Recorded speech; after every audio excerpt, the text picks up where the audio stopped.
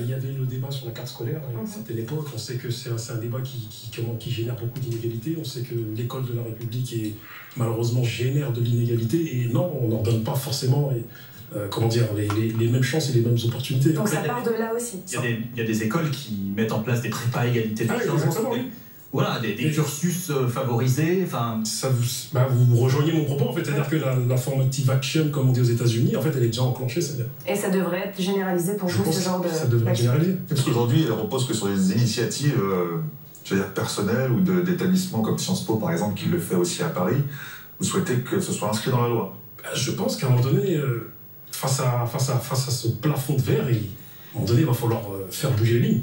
Il n'y a vraiment pas le choix. Jérémy Pelletier, est-ce que vous êtes d'accord justement avec ce qu'on vient d'entendre, qu'il y a un racisme structurel et qu'il faudrait une discrimination positive pour résoudre le problème? Est-ce que vous êtes d'accord avec ça? Non, j'aime pas les termes de racisme structurel qui connotent l'idée d'un racisme d'État. Je suis assez mal à l'aise avec ça. Par contre, je suis très à l'aise avec un autre élément, et d'ailleurs la Fondation Jean Jaurès a travaillé là-dessus, c'est sur les discriminations que vivent les personnes de couleur et les personnes d'origine musulmane. On a fait une enquête qui a été publiée il y a 15 jours de cela, et on a très bien montré effectivement qu'il y avait un certain nombre de discriminations dont étaient victimes effectivement les personnes de couleur, notamment s'agissant du logement et s'agissant de l'emploi. Mais sur le propos que j'avais tout à l'heure, notamment sur la jeunesse de la France rurale et de la jeunesse de la France périphérique, je parlais des inégalités vis-à-vis du carnet d'adresse, vis-à-vis des connaissances. Là, il ne s'agit pas de discrimination, il ne s'agit pas de discrimination ethnique, il ne s'agit pas de discrimination raciale.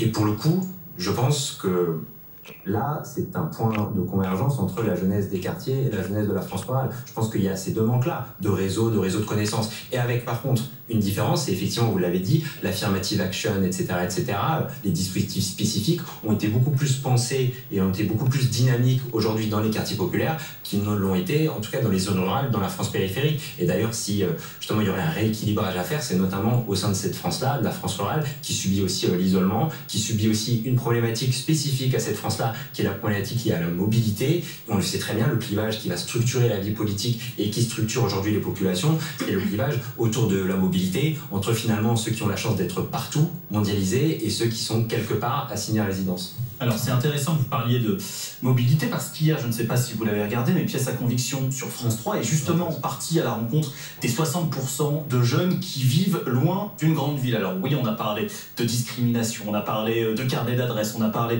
d'études et de stages, mais il y a quelque chose de très rationnel, et c'est le cas de Romane qu'on va rencontrer via cet extrait. Sa famille souffre d'isolement géographique et il y a simplement, là où elle habite, pas de train qui lui permet d'étudier convenablement. Regardez ça.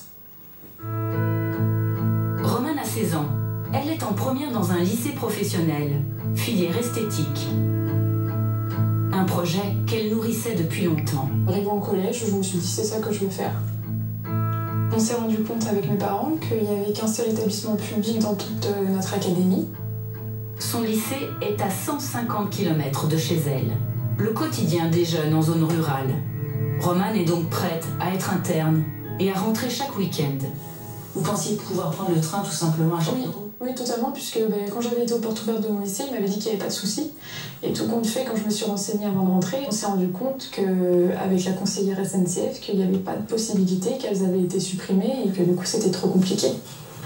Les parents de Romane parcourent donc tous les week-ends 600 km pour aller la chercher et la ramener au lycée. On va pas tarder, maman? À Poitiers, le père de Romane a un rendez-vous. Changement de véhicule et de conducteur. Cécile repart travailler et passe le relais à son mari. Après 2 heures de route, ils arrivent enfin au lycée. Allez, fille, la force soit avec vous. Ces trajets lui coûtent environ 150 € par mois. On arrive à le gérer, mais je me mets à la place d'une famille avec 3-4 enfants qui ont un an d'écart, une qui rentre en seconde, l'autre qui est en première et l'autre en terminale. Si elles font trois spécialités différentes et qu'elles sont une à l'autre bout du département et l'autre à l'autre bout de la région, enfin, c'est même pas la peine, c'est même pas envisageable pour les parents, ou alors faut qu'ils soient entiers, qu'ils travaillent pas, qu'ils aient toute la journée, quoi. Sinon on ne peut pas quand même le faire. Aboubacar Sakamoko, est-ce que vous aussi, vous avez parfois ce sentiment, alors vous n'êtes pas d'un milieu rural puisque vous habitez à Grigny, mais est-ce qu'il y a aussi des problèmes de transport qui peuvent empêcher les jeunes d'aller à droite à gauche étudier? Est-ce que ça aussi, vous le ressentez? Il est clair que c'est, les problèmes de transport qu'ont les gens issus des milieux ruraux sont pas les mêmes que ceux issus des banlieues, on va dire des banlieues françaises proches des grandes métropoles. Mais il est clair que le point en commun, je rejoins l'invité, les points communs qu'ont les jeunes des quartiers et les jeunes issus des milieux ruraux, c'est le fait que ce soit des classes sociales, des couches sociales les plus basses qui soient les moins aidées en fait. C'est quoi? C'est la distance finalement, Jérémy Pelletier, qui freine certaines personnes, certains jeunes par exemple, ambitieux, qui se disent bon voilà, comme il y a un problème de transport, qu'on est loin de tout, qu'on est loin des centres-villes, finalement on s'autocensure, on réduit on revoit nos ambitions à la baisse. Ce qui est ce phénomène-là. Ce qui est certain, c'est que oui, effectivement, ça a des impacts concrets énormes. Ce qui est terrible, c'est qu'on considère que les 17-23, la population à laquelle on a travaillé, c'est la génération de la mobilité, c'est la génération de l'intermittence, c'est la génération qui a la liberté, et qui a une belle liberté, de multiplier les stages, de multiplier les expériences, de multiplier les régions dans lesquelles ils vont habiter. Mais on s'aperçoit bien qu'entre un jeune de la France rurale et un jeune de Paris et d'une grande métropole, les problématiques liées à la mobilité, très concret. Le père de la famille le dit, 2 heures pour aller chercher sa fille et son fils, ça a des impacts énormes. Ça a un impact énorme d'un point de vue très concret et même psychologique. Quand on interroge les jeunes de la France rurale, on leur demande est-ce que vos parents vous incitent potentiellement à travailler demain à l'étranger. Vous avez un peu plus de 30% des jeunes de la France rurale qui disent oui, mes parents m'incitent à travailler à l'étranger demain. Donc une minorité de jeunes de la France rurale. Quand on interroge les enfants qui sont à Paris, en agglomération parisienne, vous êtes à 52%. 52% des jeunes de 17 à 23 qui se projettent potentiellement à l'étranger dans leur avenir professionnel. Et un autre chiffre qui est hyper parlant et qui a un clivage énorme entre cette France-là, la France périphérique et la France des grandes métropoles, c'est le rapport à l'anglais. Vous avez un peu plus de 20% des jeunes ruraux qui disent j'ai eu la chance d'avoir des cours d'anglais, des cours de soutien scolaire en anglais à côté de ma scolarité. À Paris, en agglomération parisienne, vous êtes à plus de 40%.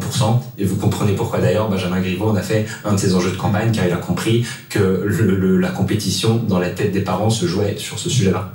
Boubacar Sakanoko, c'est quoi la projection des jeunes? C'est quoi leur ambition, leur rêve justement, lorsque vous les rencontrez? C'est quoi? C'est d'aller étudier à l'étranger? C'est d'accéder à des métiers justement qui leur sont peut-être inaccessibles, comme la culture par exemple, ou le cinéma, comme on l'a vu avec le film Les Misérables? En tout cas, ce dont on se rend compte, c'est qu'il y a de plus en plus de jeunes issus des quartiers qui sont plus investis dans les études, comparé à une autre génération qui est peut-être la mienne, ceux qui sont les quarantenaires aujourd'hui, qui à un moment donné, arrivaient au bac, n'avaient pas forcément le bac ou avaient le bac, mais ne continuaient pas forcément.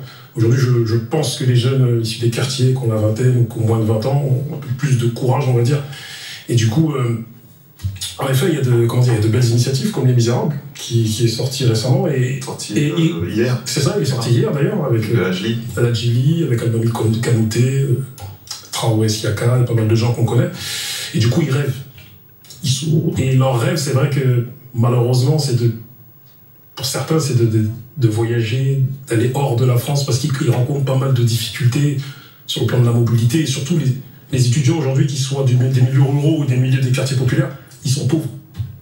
Ils ont besoin d'argent, il y a des réformes à mettre en place vraiment de manière urgente, afin qu'ils aient plus de revenus, plus de moyens financiers, pour pouvoir se loger, pour pouvoir ne serait-ce que manger, se vêtir. Merci beaucoup à Boubacar Sakanoko. On vous retrouve sur la radio Blackout Radio, chez les animateurs, médias indépendants à Grigny dans les Sauts. Merci.